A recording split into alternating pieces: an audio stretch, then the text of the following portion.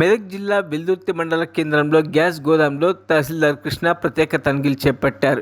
ఇటీవల Indian gas agency నిర్వాహకులు cylinder నుంచి అక్రమంగా రీఫిల్లింగ్ చేస్తున్నారని ఆరోపణలు వచ్చిన నేపథ్యంలో రెవెన్యూ అధికారులు తనిఖీలు పూర్తి స్థాయిలో చేపట్టారు. పూర్తిస్థాయి విచారణ చేపట్టి అవినీతి జరిగినట్టు తెలిస్తే తప్పనిసరిగా గ్యాస్ ఏజెన్సీపై చర్య తీసుకుంటామని తహసీల్దార్ కృష్ణ ఆర్ఐ భరత్సింహారెడ్డి తెలిపారు. అక్కడ గ్యాస్ సిలిండర్లో గ్యాస్ని వేరే సిలిండర్లోకి మార్చుతున్నారు అని వచ్చినటువంటి ఆరోపణ పైన విచారణ చేయటం జరిగింది. దాంట్లో భాగంగా అక్కడ ఉన్నటువంటి గ్యాస్ని ఆ పేమెంట్ తోటి పరిశీలించగా అక్కడ ఉన్నటువంటి పేమెంట్ని అన్నీ కూడా గిరిదావరు నేను వెళ్ళి ఓనర్ని పిలిచి ఓనర్ సమక్షంలో పరిశీలించడం జరిగింది.